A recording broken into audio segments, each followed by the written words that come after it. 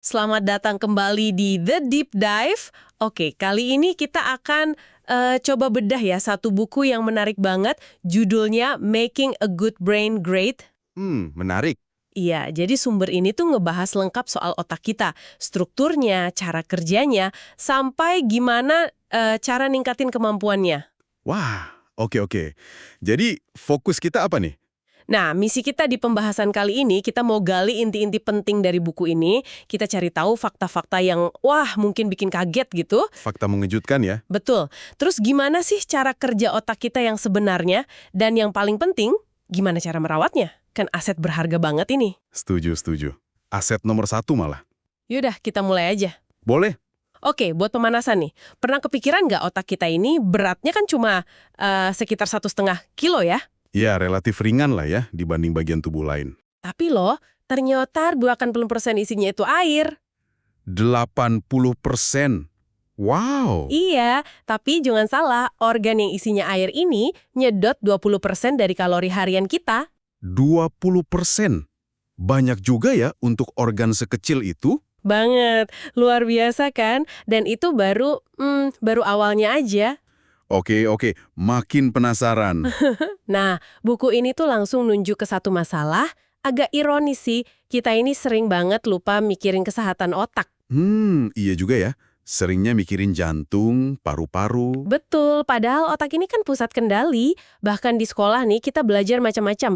Geografi, ekonomi, sejarah. Iya, banyak banget materinya. Tapi jarang banget diajarin cara praktis ngerawat otak kita sendiri. Padahal semua pengetahuan itu disimpannya di mana coba? Ya di otak itu sendiri. Iya benar juga. Kan? Ironis gitu. Betul sekali, otak itu bukan cuma tempat nyimpen data ya, tapi lebih dari itu. Fondasi kepribadian kita, emosi, bahkan ada yang bilang mungkin jiwa kita ya, berpusat di situ. Wah, dalam ya maknanya. Iya, dan kompleksitasnya itu, luar biasa. Di buku ini ada analogi menarik banget. Kapasitas nyimpennya itu katanya setara sama tumpukan koran Wall Street Journal selama 6 juta tahun. 6 juta tahun. Sebanyak apa itu? Susah ngebayanginnya. Iya kan? Makanya waktu ada pemindahan seluruh tubuh, otak itu kelihatan kayak pemanas kecil tapi super aktif gitu dibanding organ lain yang lebih adem. Wow, pantesan butuh banyak energi tadi ya. Dan di dalamnya ada sekitar 100 miliar sel saraf. Neuron kan istilahnya? Betul, neuron. 100 miliar. Banyak sekali. Nah, gimana cara mereka ngobrol secepat itu? Komunikasinya gimana? Tiap neuron itu kayak pembangkit listrik mini lah. Dia bikin sinyal listrik kecil gitu, terus micu neuron sebelahnya. Kayak domino ya? Mirip, tapi ini cepat banget. Sinyalnya itu bisa lari sampai kira-kira 96 km per jam. Kenceng banget, kok bisa secepat itu? Nah, itu karena ada lapisan pelindung namanya mielin. Kayak isolator di kabel listrik itu deh. Dia bikin sinyalnya nggak bocor dan bisa lompat cepat. Ah, oke. Paham. Makanya, kalau mielin ini rusak, misalnya pada kondisi kayak multiple sclerosis atau MS, nah itu transmisi sinyalnya bisa melambat drastis, sampai Oke. 10 kali lebih lambat. Waduh, dampaknya pasti besar ya. Besar banget ke berbagai fungsi tubuh. Tadi disebutin perkembangan otak di awal kehidupan juga cepet banget ya. Oh iya, super pesat. Umur 1 tahun aja, hasil scan otak bayi itu udah mirip orang dewasa muda loh. Serius? Sekecil itu udah mirip? Mirip polanya. Terus pas umur 3 tahun, jumlah koneksi antar neuronnya itu bisa 2 kali lipat orang dewasa. Sekitar 1.000 triliun koneksi. 1.000 triliun? Angkanya aja udah bikin pusing. Iya, makanya area kayak penglihatan itu berkembang cepet banget. Bayi kan cepet tuh kenalin muka orang. Nah, usia 3-10 tahun itu, wah itu masa emas banget buat adaptasi, belajar skill baru. Tapi terus katanya ada proses pemangkasan. Kok kayaknya serem gitu dengarnya? Iya, kedengarannya gitu ya. Tapi ini justru proses penting biar efisien otaknya. Mulai umur 11-an gitu, otak mulai memangkas koneksi-koneksi yang jarang dipakai. Oh, jadi yang nggak kepake dibuang gitu. Iya, prinsipnya use it or lose it. Gunakan atau hilangkan. Koneksi yang sering dipakai jadi makin kuat, permanen. Yang nggak kepake, ya dilepas, biar nggak menuh-menuhin. Masuk akal sih. Nah, yang menarik lagi, bagian otak paling depan namanya korteks prefrontal, PFC lah singkatnya. Itu yang ngatur soal penilaian, rencana, kontrol diri. Si direkturnya otak gitu ya? Bisa dibilang gitu. Nah, bagian ini justru yang paling terakhir mateng. Perkembangannya itu terus lanjut sampai usia pertengahan 20-an. Eh, jadi ini nih penjelasan ilmiahnya kenapa anak remaja kadang suka, nekat gitu ya? Bisa jadi salah satu faktornya itu. Penilaian risikonya beda. Dan kenapa orang umur 25 tahun ke atas cenderung lebih mateng lah ambil keputusan. Sampai perusahaan asuransi mobil aja tahu kan, premi suka turun tuh pas umur 25. Persis. PFC yang matang itu bantu kita mikir jangka panjang, nimbang konsekuensi. Sesuatu yang, belum sepenuhnya berkembang di usia remaja. Oke. Jelas banget sekarang. Nah, otak sehebat ini, biar tetap oke fungsinya, butuh apa aja sih? Buku ini nyebut 3 hal utama kan? Benar. 3 hal pokok. Pertama, bahan bakar yang pas. Kedua, suplai oksigen yang cukup. Ketiga, butuh stimulasi atau tantangan. Bahan bakarnya apa nih? Nasi Padang. Sayangnya nggak sesimpel itu. Bahan bakar utama otak itu unik, cuma glukosa, gula. Oh, cuma gula aja? Iya, spesifik dia. Nah, oksigen dibutuhin buat ngubah glukosa tadi jadi energi. Dua-duanya ini, glukosa sama oksigen, diantar sama darah. Makanya aliran darah ke otak harus lancar banget. Seberapa penting? Penting banget kalau aliran darah ke otak berhenti sebentar aja, sekitar 8-10 detik lah, itu bisa langsung pingsan kita. Wah, secepat itu ya? Iya, vital sekali. Oke, selain suplai energi, perlindungan fisik juga penting banget ya disebut di buku ini. Soal cedera otak nih, yang sering dianggap enteng katanya. Betul. Ini ditekankan banget. Buku ini nyebutnya epidemi senyap.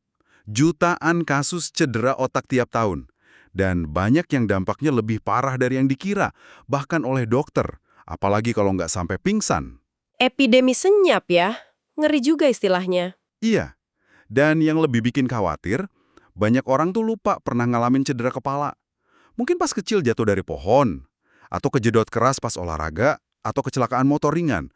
Lupa aja gitu. Padahal kan otak kita kayaknya aman ya di dalam tengkorak, ada cairannya juga kan? Iya, ada tengkorak, terus ada cairan cerebrospinal, itu kayak bantalan lah. Melindungi memang. Tapi kalau benturannya keras, otak itu tetap bisa goyang di dalam tengkorak. Bisa rusak juga. Jadi nggak sekuat yang kita kira lapisannya. Nggak sekuat itu untuk benturan keras. Nah, buku ini nyebut beberapa penyebab umum gegar otak. Kecelakaan lalu lintas itu paling sering.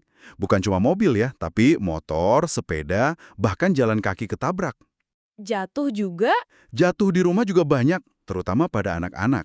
Sama ini, penggunaan car seat buat balita yang nggak benar, itu ningkatin resiko cedera kepala parah sampai 4 kali lipat loh. Waduh, penting banget berarti ya car seat yang bener. Kalau olahraga gimana? Kontak fisik gitu? Jelas beresiko. Sepak bola misalnya, terutama kalau sering nyundul bola, itu kan benturan berulang ya. Iya juga ya, nggak kepikiran. Ada studi di Norwegia, dikutip di buku ini. Hasilnya, mayoritas pemain bola dewasa di sana ngalamin gangguan. Entah itu di perhatian, konsentrasi, memori, atau penilaian. Serius? Sebanyak itu? Iya, sekitar 81% kalau nggak salah. Dan yang perlu dicatat, kalau udah pernah gegar otak sekali, resiko kena lagi tuh naik 4 kali lipat. Berarti harus hati-hati banget ya kalau udah pernah kena. Banget. Penulis buku ini sampai cerita pengalaman pribadi menantunya. Cedera pas main four-wheeling, semacam motor ATV gitu.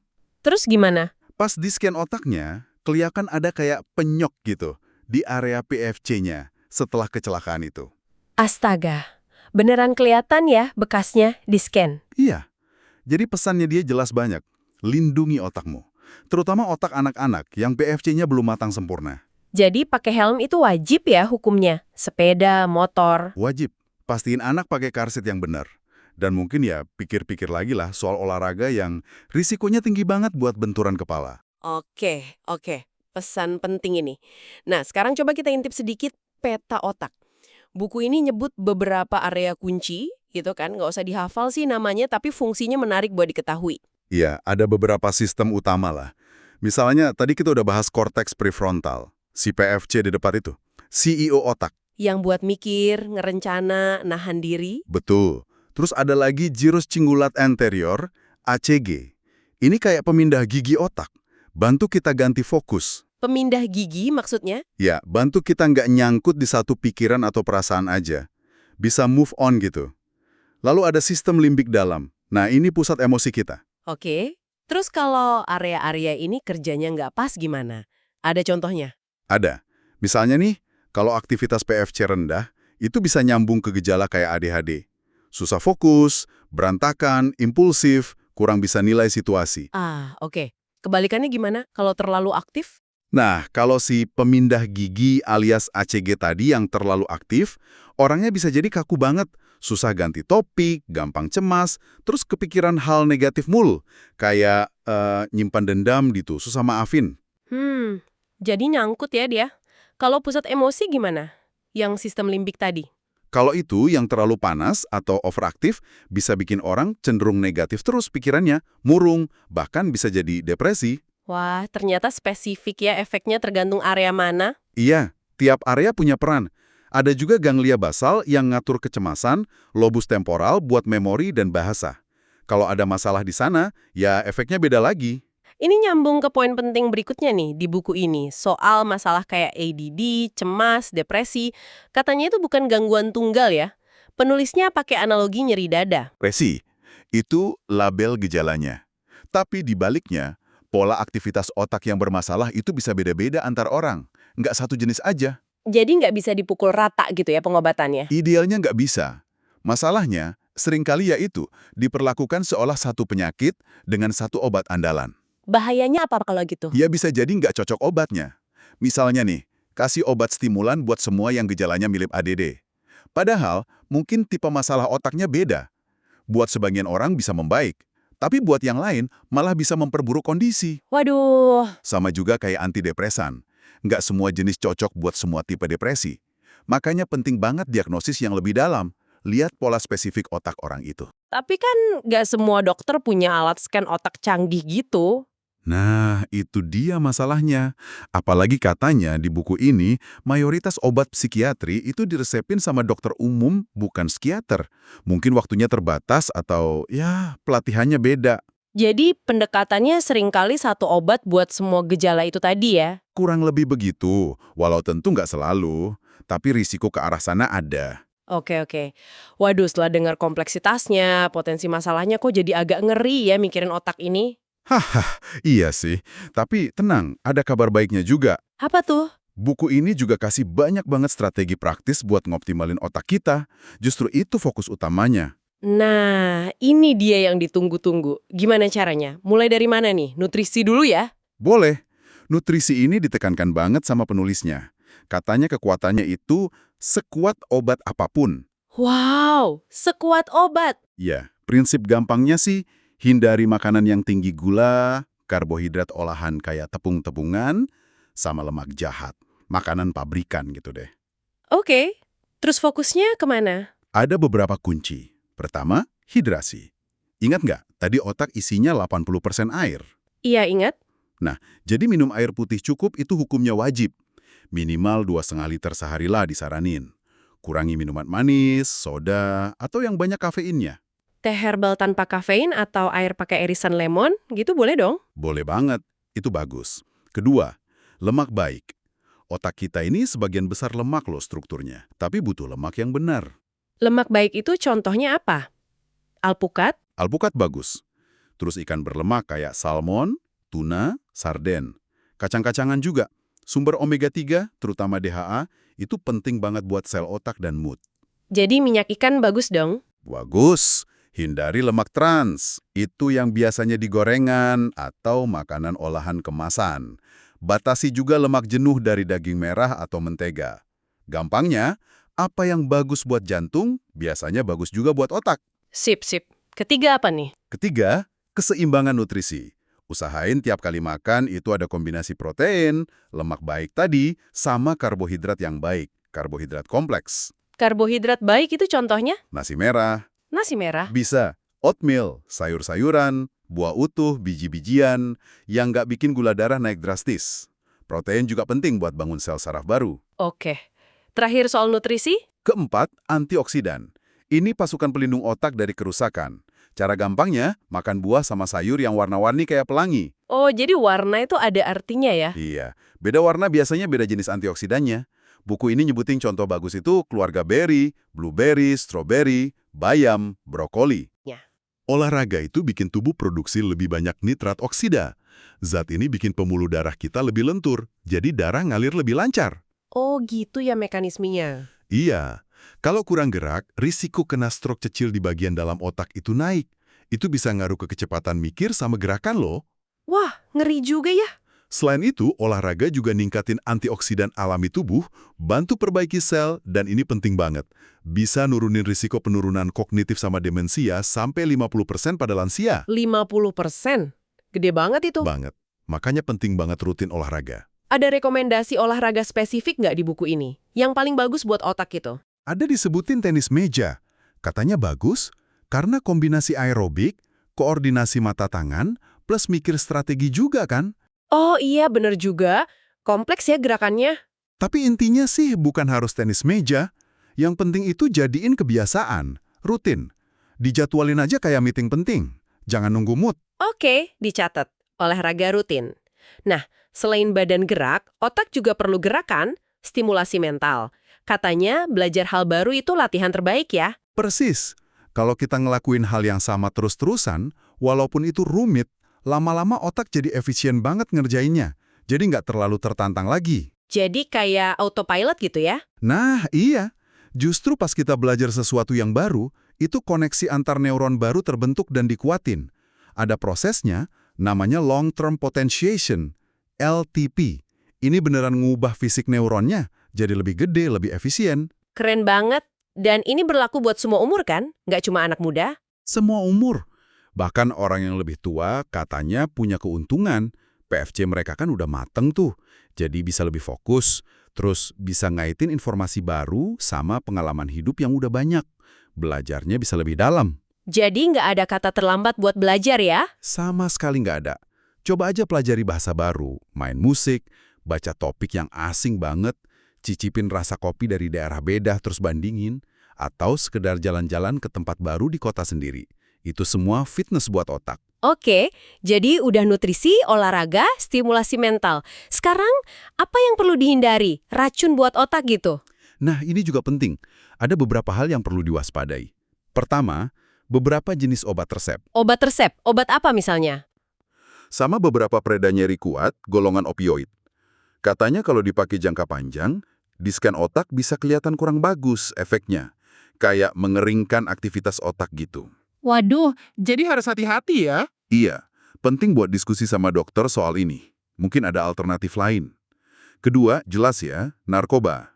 Alkohol kalau berlebihan, kokain, sabu, heroin, dan lain-lain. Itu udah pasti ngerusak otak. Hasil scan-nya biasanya kelihatan jelas kerusakannya. Oke, itu udah jelas. Ada lagi? Kafein berlebih. Nah, ini mungkin banyak yang nggak sadar. Kopi maksudnya? Iya. Katanya sih, lebih dari 1 atau 2 cangkir kopi sehari, itu bisa bikin pembuluh darah ke otak agak menyempit. Jadi aliran darahnya sedikit berkurang. Hati-hati juga sama minuman energi atau kopi yang gelasnya gede-gede itu.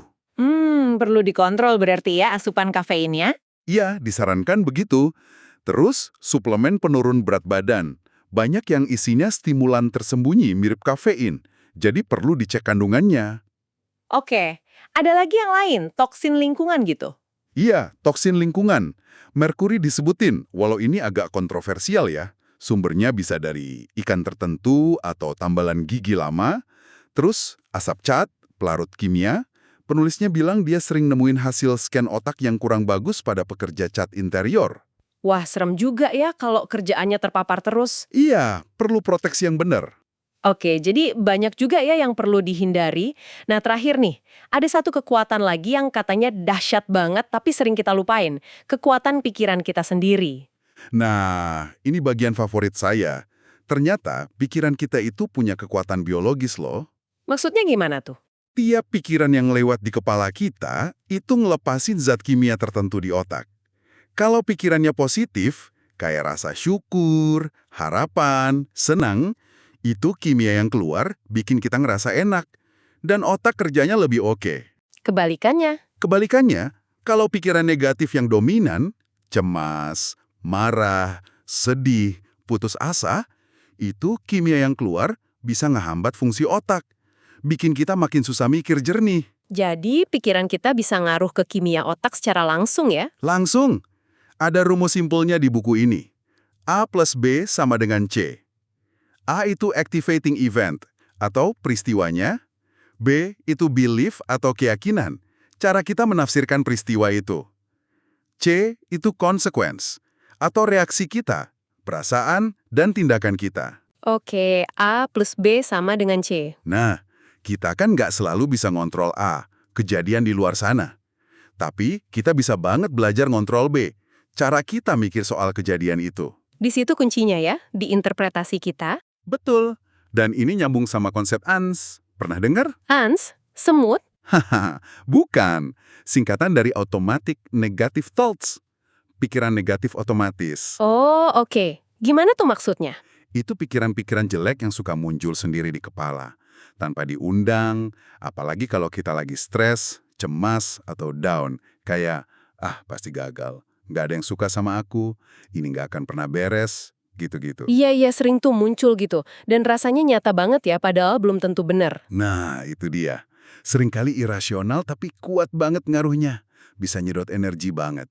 Salah satu cara simpel buat ngatasinnya, coba tulis ANS itu pas dia muncul. Ditulis, di kertas gitu. Iya, dikeluarin dari kepala.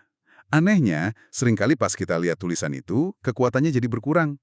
Kita bisa lihat lebih objektif. Masa sih separah itu? Gitu. Menarik juga caranya.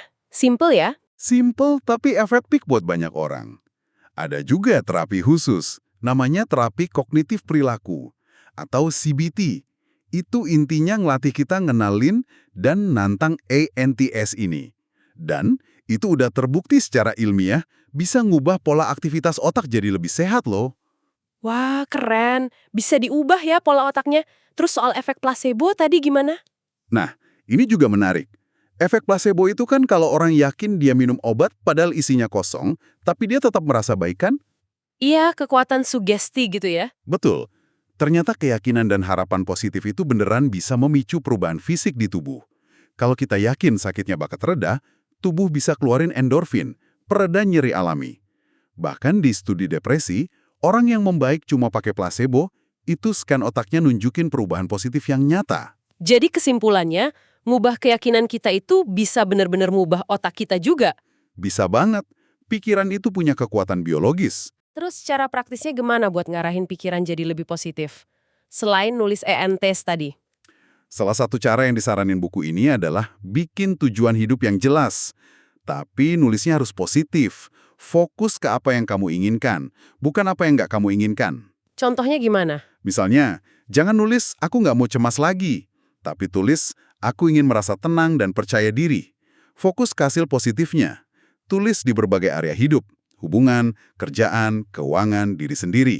Terus diapain tujuannya kalau udah ditulis? Dibaca tiap hari, diliatin. Ini kayak ngasih perintah ke otak kita. Ini loh, arah yang mau kita tuju. Lama-lama perilaku kita akan lebih selaras sama tujuan itu. Oke. Banyak banget ya yang bisa kita lakuin ternyata. Jadi kalau dirangkum nih dari pembahasan kita soal buku Making a Good Brain Great ini, jelas banget ya kalau otak kita ini organ yang super kompleks, super kuat, tapi juga rapuh di saat yang sama. Betul. Perlu dirawat baik-baik. Dan merawatnya itu bukan proyek jangka pendek ya, tapi seumur hidup. Melindunginya dari cedera, dari racun, kasih dia nutrisi yang benar, dilatih terus, badannya diajak gerak, otaknya diajak mikir hal baru, terus pikirannya juga dikelola. Lengkap paketnya. Dan yang bikin semangat otak kita itu plastis. Bisa berubah, bisa berkembang terus. Nggak peduli umur berapa. Itu yang paling penting kayaknya. Nggak ada kata terlambat. Nah, sebagai penutup nih, ada satu cerita menarik dari penulis buku ini. Waktu dia mau riset, dia cari orang dengan otak yang normal sempurna buat jadi pembanding. Terus ketemu. Susah banget katanya. Banyak orang yang ngakunya normal-normal aja, pas dicek lebih dalam, ternyata punya riwayat masalah mood lah, susah fokus lah, pernah cedera kepala tapi lupa, atau pernah nyoba-nyoba zat tertentu pas muda.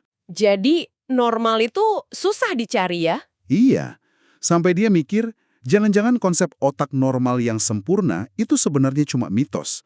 Nggak ada yang benar-benar standar. Menarik banget pertanyaannya. Nah, kalau gitu, kalau normal aja susah dicari, potensi sehebat apa sih yang sebenarnya ada di dalam otak kita masing-masing yang mungkin belum keluar karena belum dirawat secara optimal? Wah, iya juga ya, potensi tersembunyi. Jadi pertanyaannya buat kita semua mungkin.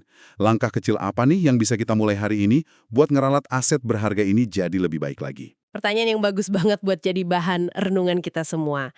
Oke deh, terima kasih banyak ya buat diskusinya yang seru banget hari ini. Sama-sama. Senang bisa berbagi. Dan terima kasih juga buat Anda yang sudah menyimak eksplorasi kita kali ini. Sampai jumpa di pembahasan berikutnya.